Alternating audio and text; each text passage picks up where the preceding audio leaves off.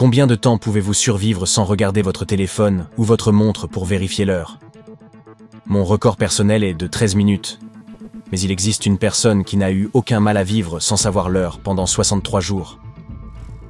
Au cours de l'été 1962, un Français du nom de Michel Siffre a enlevé sa montre et est descendu dans une grotte des Alpes françaises. Âgé de 23 ans à l'époque, il a passé les 2 mois suivants dans l'isolement le plus complet, sans voir le soleil.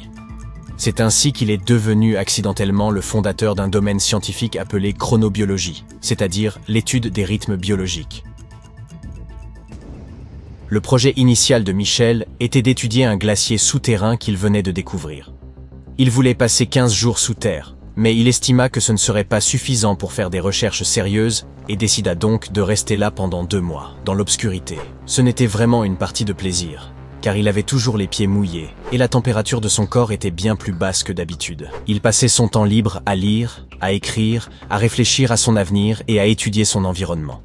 Il dormait bien et mangeait quand il en avait envie. Une équipe attendait à l'entrée de la grotte. Ils s'étaient mis d'accord. Notre jeune scientifique leur communiquerait quand il se réveillerait, quand il mangerait et quand il irait se coucher. L'équipe n'était pas autorisée à entrer en contact avec lui, mais seulement à enregistrer les signaux qu'il envoyait pour confirmer qu'il était en sécurité et qu'il suivait le fil de son cycle quotidien. Siffre les informait également de son pouls et comptait de 1 à 120, à raison d'un chiffre par seconde. C'est ainsi qu'ils découvrirent que sa perception du temps était sérieusement déréglée. Il lui fallait 5 minutes pour terminer cette tâche, au lieu des 2 minutes attendues.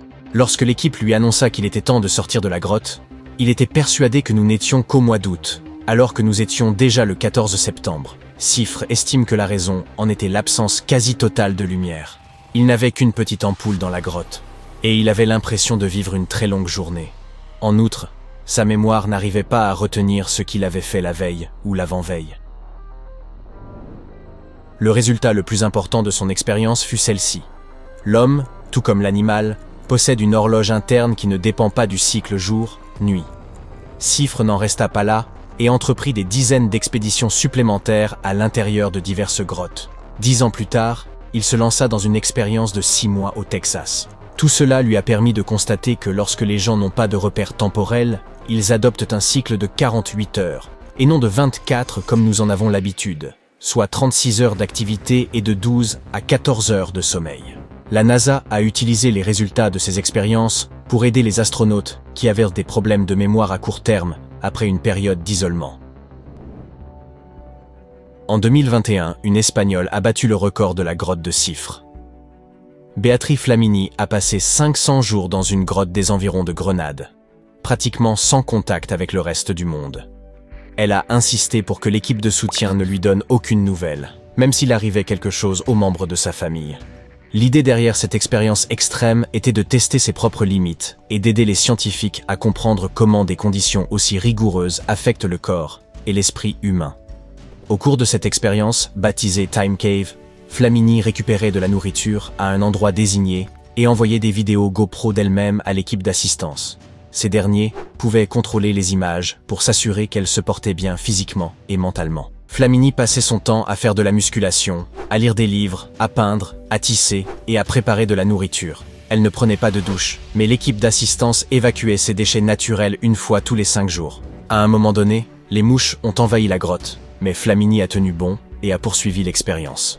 Vers le 300e jour, elle a dû quitter la grotte et rester isolée dans une tente pendant environ 8 jours en raison d'un problème technique. Au bout de 500 jours, l'équipe d'assistance est allée trouver Flamini. Elle dormait. Elle avait complètement perdu la notion du temps. Elle leur a dit qu'elle avait toujours l'impression qu'il était 4 heures du matin. Elle ne voulait pas partir, car elle n'avait pas terminé le livre qu'elle lisait. Bien qu'elle ait commencé à entendre des choses qui n'étaient pas réelles, et qu'elle ait eu une forte envie de poulet rôti, l'athlète de haut niveau n'a jamais envisagé de quitter la Time Cave plus tôt que prévu. Des chercheurs de plusieurs universités espagnoles ont ensuite analysé les données de cette expérience inhabituelle. Des rythmes biologiques complexes régissent notre vie, depuis les plus petits processus cellulaires jusqu'au fonctionnement de l'organisme tout entier. Ces rythmes régulent divers aspects de votre physiologie, notamment vos habitudes de sommeil, votre température corporelle, votre équilibre hormonal, votre métabolisme et votre activité cardiovasculaire. De nombreuses maladies se développent plus fortement la nuit ou le matin. le travail par roulement perturbe l'équilibre entre les rythmes internes et le temps externe, et les scientifiques lui attribuent donc la responsabilité de certaines maladies. Le décalage horaire est un bon exemple de la façon dont votre horloge interne est déréglée lorsque vous changez de fuseau horaire. Mais la lumière, en particulier lorsque vous la captez à certains moments, peut vous aider à remettre votre horloge biologique à l'heure. Lorsque vous voyez de la lumière à la fin de la nuit, votre horloge avance, et la lumière du début de soirée la retarde un peu. Votre corps rattrape le décalage horaire au rythme d'une journée pour chaque heure décalée. Et comme notre horloge biologique naturelle est réglée sur environ 24,2 heures, il nous est plus facile de nous adapter aux journées plus longues de l'Ouest qu'aux journées plus courtes de l'Est. C'est pourquoi, lorsque des athlètes ou des chercheurs vivent sous terre pendant un certain temps, ils finissent toujours par avoir l'impression de faire l'expérience d'une distorsion temporelle. Dans les années 70, des scientifiques ont découvert le mécanisme de l'horloge circadienne des drosophiles. Différents gènes sont en jeu. Un gène en stimule un autre, qui freine en retour le premier, créant ainsi un rythme d'oscillation. Pendant la journée, lorsque le soleil brille, un photorécepteur commande à certaines parties de cette boucle de se relâcher. Tout un réseau complexe de molécules et de neurones veille à ce que tout se passe bien. Chaque être vivant possède sa propre horloge circadienne, avec son propre ensemble de gènes horlogers. Outre la lumière, d'autres éléments comme la température et la nourriture contribuent à synchroniser l'horloge d'un organisme avec le monde extérieur. Si vous vous sentez l'âme d'un aventurier et que vous souhaitez vous isoler dans une grotte, que diriez-vous du gouffre le plus profond de notre planète? Le gouffre Vereyovkina. Il n'a reçu ce titre qu'au début de l'année 2018. Il a été exploré pas à pas, de manière progressive et prudente.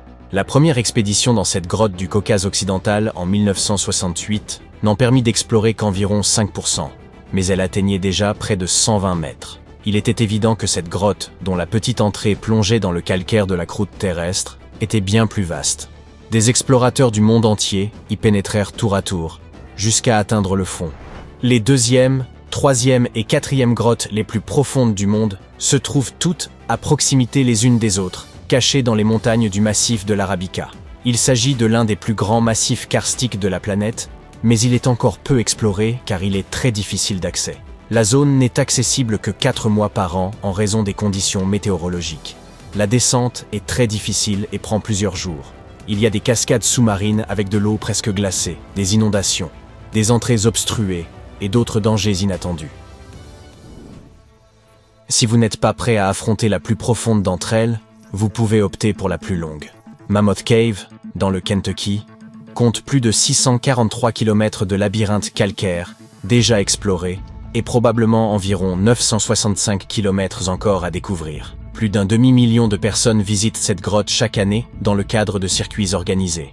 Vous pouvez choisir entre une version classique et une version plus extrême, découvrir l'histoire culturelle de la grotte, ou assister à un concert entre ces murs de pierre. Vous pouvez également découvrir plus d'une centaine d'espèces animales qui ont fait de ce lieu leur demeure.